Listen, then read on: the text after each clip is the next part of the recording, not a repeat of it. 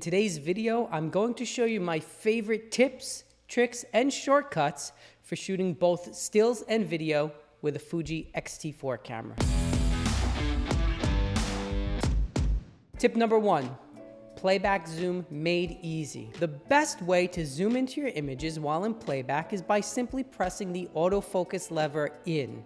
This automatically zooms the camera to its maximum magnification, which is more often than not what I want to do. It's much easier than using the command dial and scrolling to zoom. And once you've zoomed in all the way, you can then use the AF joystick to scroll around your image, or use the command dial to zoom out in small increments. Or just press the AF joystick in again to zoom all the way back out to normal. It's that easy. Tip number 2, simplify the front command dial. One annoying default in the video mode that ends up costing a lot of time is the fact that the shutter speed, ISO, and exposure compensation are all controlled by the front command dial and selected by pressing the dial in. This takes a lot of extra time, but you can actually customize the dial by accessing the following menu. Go to Setup menu, then Button Dial Setting, then Command Dial Setting. Buried inside of this menu, you now have the option to change what setting the front command dial controls in video mode. Since I rarely use exposure compensation as a manual shooter, I have deselected the option altogether, and so my front command dial only controls the shutter speed and the ISO, which saves me a lot of time and presses of the command dial. Tip number 3, make that tally light blink. One of the best features on the X-T4 is that it has a real tally light. This simple feature makes it much easier to know that the camera is filming when you're vlogging or making YouTube videos like this one. But by default, the tally light lights solid when you're recording, which I find to be much less effective than a blinking tally light. But you can actually change this by going into the movie menu and make it from a steady light to a blinking light, which I find to be much easier to see if you're recording yourself, or even if you're recording someone else, but you're not right next to the camera. Tip number 4, quick wireless access. The wireless app and the ability to download images to your smartphone is one of the best features of this camera, and the app works fairly well once you set it up.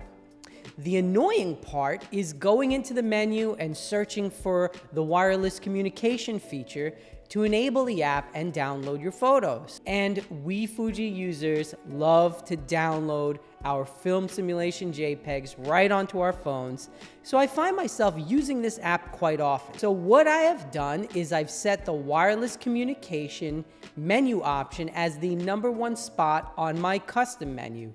This way, when I press the menu button, the first option I see is always wireless communication. It's made downloading and sharing photos even easier for me. Tip number 5, easy eye tracking toggle. When you are photographing multiple people in tracking mode with eye tracking enabled, you can toggle between each subject's eye by simply pressing the AF toggle switch up, down, left, or right. This is a super easy way to fine-tune your focus and make sure you have the person's eye selected that you want to focus on. Tip number 6, set function button to eye tracking. A simple shortcut I use to turn on and off eye tracking is by setting the top function button for this purpose specifically. This way I can simply press the button if I want to track an eye, but if I prefer to detect just a face, I press it again to turn eye tracking off. It's that simple. All right, number 7 is a bonus tip. Spend an entire day using one film simulation. A mistake I made early on when trying out my X-T4 was that I constantly changed film sims on the fly, taking a few pictures in this one, then a few in that one, and a few in another one. By doing this, I never really remembered which look was which, and I didn't develop an eye for each specific look.